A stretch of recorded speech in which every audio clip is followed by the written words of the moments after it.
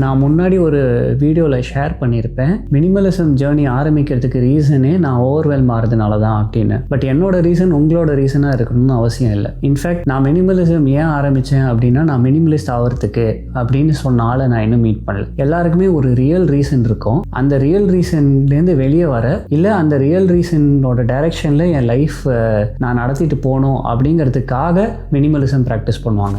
இன்றைக்கி எனக்கு தெரிஞ்ச famous and not so famous பர்சனாலிட்டிஸோட மினிமலிஸ்ட் ஸ்டோரி மட்டும் இல்லாமல் அவங்க மினிமலிசம் ஏன் ப்ராக்டிஸ் பண்ணாங்க அண்ட் அவங்க எடுத்த ஸ்டெப்ஸ் என்ன அப்படிங்கிறத உங்களோட ஷேர் பண்ண போகிறேன். ஸோ இந்த கதைகள் மூலியமாக நீங்கள் உங்கள் மினிமலிசம் ஜேர்னியை எதுக்கு செஞ்சிட்ருக்கீங்க, உங்களோட மினிமலிசம் ஜேர்னியோட நெக்ஸ்ட் லெவலுக்கு போகணும் அப்படின்னா நீங்கள் என்ன செய்யலாம் அப்படிங்கிற தூண்டுதலை உண்டாக்கும் அப்படின்னு நான் நம்புகிறேன். ஸோ வீடியோக்குள்ளே போயிடலாம்.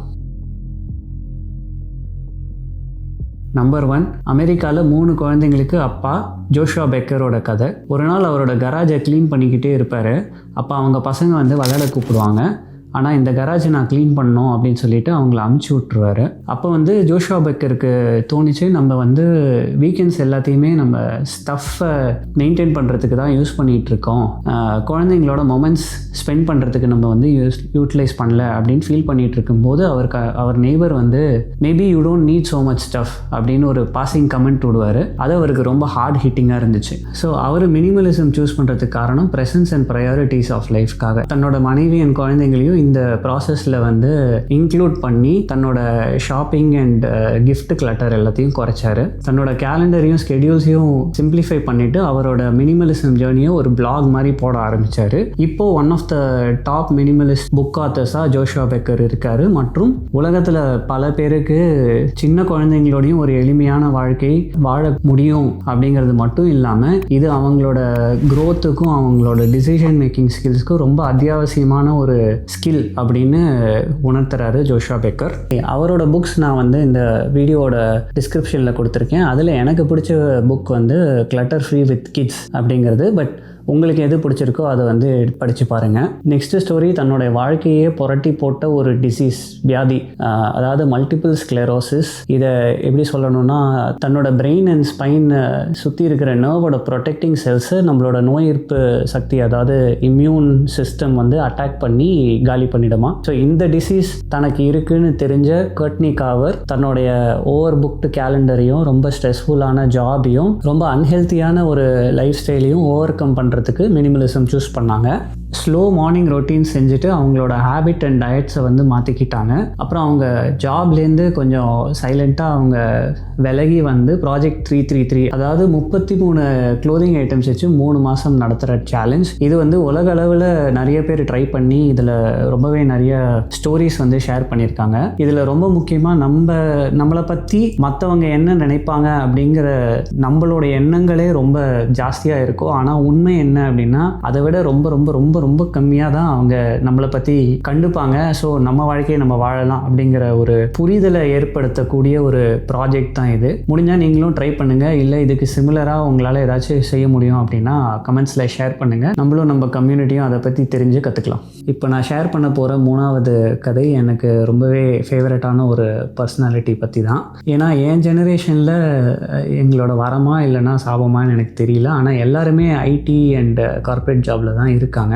ஒரு கோல்டன் ஹேண்ட்கஃப், ரேட் ரேஸ், நிறைய சம்பளம், கை நிறைய சம்பளம், ஆனால் ரொம்ப high stress and unhealthy life வாழ்ந்துக்கிட்டு இருக்கிற மக்களுக்கு இடையில் இதுக்கு அப்படியே நேர்மாறான வாழ்க்கையை தேடி, அந்த எக்ஸ்பீரியன்ஸை தேடி, சக்ஸஸ்னால் என்ன, ஒரு முழுமையான வாழ்க்கைனா என்ன, நம்ம ஏன் வந்து பைசாக்கும் ஸ்டேட்டஸ்க்கும் இவ்வளோ முக்கியத்துவம் தரோம் அப்படின்லாம் நான் வந்து கேள்வி கேட்கும்படியாக அப்பப்போ எனக்கு ஞாபகம் கூட்டிகிட்டு இருக்கிற ஒரு நபர் என் ஃப்ரெண்டு குமார். அவரோட எக்ஸாம்பிள் தான். அவர் இந்த எளிமையான வாழ்க்கையை தேடி போகிறதுக்கு காரணம், வாரம் 5 நாள் வியர்வையில் உழைத்து வாரம் 2 நாள் இயற்கையை ரசிக்க அப்படிங்கிற அந்த வாழ்க்கை அவருக்கு பிடிக்கல. மற்றவன் போட்ட ரூலில் நம்ம ஏன்டா வாழணும் மௌலி அப்படின்லாம் கேட்பாரு. ஸோ சென்னையிலேருந்து பிறந்தாலும் ஹிமாலயாஸ் பற்றி ரொம்ப பேஷன் அவருக்கு. இந்தியாவில் வந்து ரொம்ப ரிமோட்டான வில்லேஜஸ்லலாம் எப்படி வாழறாங்க அப்படின்னு போய் எக்ஸ்பீரியன்ஸ் பண்ணணும், போய் பார்க்கணும் அப்படின்னு ரொம்ப ஆசை. ஸோ தன்னுடைய ரொம்ப ஹைலி பேயிங் வைஸ் பிரசிடெண்ட்டாக ஐடி கம்பெனியில் இருந்தார். அதெல்லாம் விட்டுட்டு உத்தரகாசி, அப்புறம் கசோல், பும்தர் அப்படிங்கிற சில வில்லேஜஸ்லலாம் போய் 2-3 வருஷம் இருந்திருக்காரு. ஆவுனா தன்னோட பைக் எடுத்துகிட்டு கிளம்பிடுவான். கின்னோர் கைலாஷ், அப்புறம் தவாங் அப்படின்னு அருணாச்சல் பிரதேஷில் இருக்கிற இடம், அப்புறம் ஹைவே படத்தில் வர ஸ்பிட்டி வேலி, அப்புறம் கார்கில், லே லடாக், கங்கோத்ரி, கேதார்நாத் அப்படின்னு கடந்த 5 வருஷமாக இந்தியாவில் நிறைய இடங்களை வந்து எக்ஸ்ப்ளோர் பண்ணியிருக்காங்க. தன்னுடைய கனெக்ஷன் அண்ட் நாலேஜ் யூஸ் பண்ணி அந்த மவுண்டன்ஸில் வந்துட்டு எம்டிபி ரேஸ், அதாவது இந்த சைக்கிள் ரேசிங் அதெல்லாம் வந்து ஆர்கனைஸ் பண்ணுவாங்க. மவுண்டனில் வந்து ட்ரெக்கிங் டூர்ஸு அதெல்லாம் ஆர்கனைஸ் பண்ணுவார். அப்புறம் இந்த ராயல் என்ஃபீல்ட் புல்லட் மாதிரி வண்டிகள்லாம் வந்து பர்ஃபார்மன்ஸ் டெஸ்ட் பண்ணுறதுக்காக அதை வந்து அங்கே ஓட்டி கொஞ்சம் பைசா ஏர்ன் பண்ணுவார். ப்ளஸ் கசோலில் ஒரு தன்னுடைய ஓன் கேஃபே வச்சு இஸ்ரேலி ஃபுட்டு அதெல்லாம் ப்ரிப்பேர் பண்ணி கொடுத்தாரு. ரொம்ப என்டர்பிரைசிங்காக ரொம்ப நிறைய டிஃப்ரெண்ட் டைப்ஸ் ஆஃப் திங்ஸ் மட்டும் பண்ணாமல் இந்தியாவில் one of the few people drone licence வாங்கி இந்த ஸ்பிட்டி வேலி, இந்தியாவிலேயே ரொம்ப ரிமோட்டான இந்த ஸ்பிட்டி வேலியில் இருக்கிற மொனாஸ்ட்ரியில் மலைக்கு கீழேருந்து தண்ணியை வந்து எப்படி சோலார் பவர் வச்சு மலைக்கு உச்சியில் எடுக்கிறாங்க அப்படிங்கிற ஒரு ப்ராஜெக்டோட ஃபுல் ட்ரோன் ஃபுட்டேஜஸ் அவர் எடுத்தார். ஸோ அந்த வீடியோ வந்து நான் டிஸ்கிரிப்ஷனில் தரேன், உங்களுக்கு இன்ட்ரெஸ்ட் இருந்தால் அதை பாருங்கள். ரொம்ப டிஃப்ரெண்ட்டாக இருக்கும். நம்ம வந்து ரொம்ப சிட்டி லைஃப்பில் அப்படியே மூழ்கி கிடக்கிறோம். இப்படியும் ஒரு வாழ்க்கை வாழலாமா, இப்படியும் ஒரு டிஃப்ரெண்ட்டாக ஒரு என்வைரான்மெண்ட்டில் எப்படி மக்கள் இருக்காங்க அப்படிங்கிறதெல்லாம் உங்களுக்கு தெரியும். ஸோ இப்படி ஒரு எளிமையான வாழ்க்கையை வந்து நம்ம தமிழர்களில் ஒருத்தர் வந்து ஃபாலோ பண்ணுறாங்க அப்படிங்கிற ஒரு எக்ஸாம்பிளுக்கு எனக்கு குமாரை விட ஒரு பெட்டரான எக்ஸாம்பிள் எனக்கு தெரியல. இன்ஃபேக்ட் லைஃப் அன்பிளாக்ட் ஆரம்பிக்கிறதுக்கே one of the main reason Kumar தான். ஏன்னா நான் வந்து ஒரு ஒர்க் ஸ்ட்ரெஸ்லேயும் ஒரு ஆஃபீஸ் பேர்ன் அவுட்லேயும் இருந்த டைமில் அவரோட கசோலில் போய் ஸ்பெண்ட் பண்ணேன். அப்போ அந்த ஹிமாலயாஸோட சுற்றுச்சூழலில் என்னோடய ப்ராப்ளம்ஸ் வந்து சைஸ் அண்ட் ரெலவன்ஸில் ரொம்ப கம்மி அப்படின்னு நான் புரிஞ்சுக்கிட்டு அதுக்கப்புறம் வந்து தான் இந்த சேனலையே நான் ஆரம்பித்தேன். ஸோ அவரை பற்றி இந்த சேனலில் நான் பேசுகிறதுக்கு இது ஒரு வாய்ப்பாக இருந்ததில் எனக்கு ரொம்ப ஒரு மாதிரி எமோஷ்னலாகவும் சந்தோஷமாகவும் இருக்குது. இது போல் ஃபினான்ஷியல் ஃப்ரீடம், அதாச்சும் நம்மளோட ஜாபில் வர இன்கம் தான் வந்து நம்ம வாழ்க்கையை ஓட்டுறதுக்கு ரொம்ப இம்பார்ட்டண்ட் அப்படிங்கிறத பிரேக் பண்ணிவிட்டு இன்னொரு எளிமையான வாழ்க்கையை வாழணும் அப்படிங்கிறதுக்காகவே தங்களுடைய ரொம்ப பெரிய செலவான வீடு ரெண்ட்டை வந்து கட் பண்ணி அப்படியே வேனில் வாழ்ந்து இல்லைனா கேரவனில் வாழ்ந்து தங்களுடைய ட்ராவல் அனுபவங்களுக்காக லைஃப்பை வந்து மாற்றிக்கிட்டு தங்களோட இன்கமில் ஆல்மோஸ்ட் 90% சேவிங்ஸ் அண்ட் இன்வெஸ்ட்மெண்ட்ஸில் போட்டு இப்போது செமி ரிட்டையர்டாக வாழற நிறைய பேரோட எக்ஸாம்பிள்ஸ் வந்து நீங்கள் யூடியூப்பில் பார்க்கலாம். ஸோ இவங்கெல்லாம் மினிமலிசம் சூஸ் பண்ணுறதுக்கு காரணம் financial freedom and travel. So இந்த வாழ்க்கையை அனுபவிச்சுட்டு தன்னுடைய வீட்டுக்கு திரும்பி வந்துட்டு அங்கே இருந்த நம்பர் ஆஃப் திங்ஸை பார்த்து ஓவர்வெல்ம் ஆகி திருப்பி மினிமலிசம் கண்டினியூ பண்ணவங்க வந்து ஜே.எஃப். ரான்சிங். கிட்டத்தட்ட ஒரு வருஷத்துக்கு ஒரே ஒரு சூட்கேஸில் வாழ்ந்துட்டு அரௌண்ட் த வேர்ல்டு ட்ராவல் பண்ணிவிட்டு அவங்க வீட்டுக்கு வந்தப்புறம் தன்னுடைய நம்பர் ஆஃப் திங்ஸை பார்த்து அவங்க ரொம்ப ஓவர்வெல்ம் ஆயிட்டாங்க. தனக்கு சுற்றி இருக்கிற பொருட்கள் அவங்களுக்கு ஆங்ஸைட்டி அண்ட் ஓவர்வெல்ம் கொடுக்கறத உணர்ந்து அவங்க சிம்பிள் லிவிங் எம்ப்ரேஸ் பண்ண ஆரம்பித்தாங்க. தன்னுடைய வீட்டில் வந்து 1 in 1 out ரூல், அப்புறம் மேரி காண்டோட ரூல், அதாச்சும் ஒரு பொருளை வந்து உங்களுக்கு ஜாய் அண்ட் ஹாப்பினஸ் கொடுக்குதுன்னா மட்டும் அதை வீட்டில் வச்சுக்கோங்க அப்படிங்கிற மாதிரிலாம் ரூல்ஸ் இம்ப்ளிமெண்ட் பண்ணி ஒரு சிம்பிள் லிவிங்கை வந்து எம்ப்ரேஸ் பண்ணாங்க. ஸோ தன்னுடைய வாழ்க்கையே வந்து இன்டென்ஷனல் பையிங் அண்ட் மைண்ட்ஃபுல் லிவிங்காக மாற்றி அமைச்சிக்கிட்டாங்க ஜே.எஃப். ரான்சிங் அவங்க. ஸோ அவங்க எழுதின book The Joy of Less, ஒரு peaceful and clutter free home எவ்வளோ இம்பார்ட்டன்ட்னு நீங்கள் அதுலேருந்து கற்றுக்கலாம். ஃபைனலாக நான் சொல்ல போகிற இன்ஸ்பிரேஷனல் ஸ்டோரி, இதை பற்றி நானே வீடியோ போட்டிருக்கேன். ஃபூமியோ சசாக்கி அப்படிங்கிற ஜாப்பனீஸ் பற்றி தான்.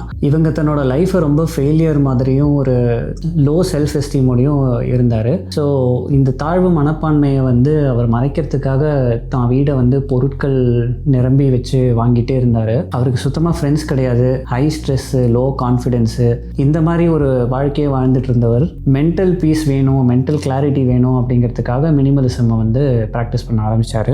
அவர் ஒரு எக்ஸ்ட்ரீம் மினிமலிஸ்ட்னு தான் சொல்லணும். ஏன்னா ஒரே ஒரு சேரு, ஒரு டேபிள், ஒரு ஃபூட்டான், இன்ஃபேக்ட் டெனுகுயி அப்படின்னு ஒரு சின்ன ஒரு டவல் வச்சுக்கிட்டு தான் அவர் தண்ணியே தொடச்சி போகிறான். ஸோ அந்த மாதிரி ஒரு லைஃப் ஸ்டைல் வாழ்ந்துட்டு இருந்தவர். அவர் எழுதின புக் குட் பை திங்ஸ், அதில் வந்து 55 டிப்ஸ் ஃபார் மினிமலிசம், இதை பற்றி நானே 3 வீடியோ போட்டிருக்கேன். நீங்கள் உங்கள் மினிமலிசம் ஜேர்னியை ப்ராக்டிஸ் பண்ணும்போது உங்களுக்கு வர பல குழப்பங்கள், தடைகள், கன்ஃபியூஷன்ஸ், கன்சிடரேஷன்ஸ், எமோஷன்ஸ் இதெல்லாம் எப்படி டீல் பண்ணணும் அப்படிங்கிற நிறைய டிப்ஸ் அதில் இருக்குது. ஸோ மறக்காமல் அந்த 3 வீடியோவையும் பாருங்கள். ரொம்ப இன்ஃபர்மேஷனலாக இருக்கும், ரொம்ப யூஸ்ஃபுல்லாகவும் இருக்கும்.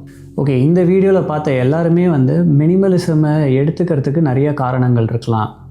தங்கள் ஃபேமிலிக்காக இருக்கலாம், ஹெல்த் ரீசனுக்காக இருக்கலாம், ஒரு ஆல்டர்னேட் லைஃப் ஸ்டைலுக்காக இருக்கலாம், இல்லை ஃபினான்ஷியல் ஃப்ரீடமை தேடி போகிறதுனால இருக்கலாம், இல்லை ட்ராவலுக்காக இருக்கலாம். இது எல்லாத்துலேயுமே ஒரு காமன் விஷயம் என்னென்னா, once they sous a simpler life, அவங்களோட ஃபுல் வாழ்க்கையே வந்து மாறிடுச்சு அப்படின்னு தான் சொல்லணும். ஸோ இந்த தருணத்தில் நான் என்ன சொல்கிறேன் அப்படின்னா, minimalism is not a life of emptiness. அது வந்து உங்களோட வாழ்க்கையில் எது ரொம்ப இம்பார்ட்டண்ட் அப்படிங்கிறத வச்சு ஒரு முழுமையான வாழ்க்கையை வாழறது தான் மினிமலிசம். இப்போது ஒரு டீப் பிரெத் எடுத்து நீங்கள் சொல்லுங்கள், உங்களோட ரீசன் ஃபார் மினிமலிசம் என்னது அப்படின்னு அதை வந்து கமெண்ட்ஸில் ஷேர் பண்ணுங்கள். இல்லை அட்லீஸ்ட் ஒரு மென்டல் நோட் எடுத்து வச்சுக்கோங்க. ஸோ உங்களுக்கே அது வந்து ஒரு மினிமலிசம் ஜேர்னியை வந்து நான் கண்டினியூ பண்ணுறதுக்கு ஒரு இன்ஸ்பிரேஷனாகவோ, மினிமலிசம் ஜேர்னியை நான் வந்து ஸ்டார்ட் பண்ணுறதுக்கு இன்ஸ்பிரேஷனாகவோ அமையும் நான் நினைக்கிறேன்.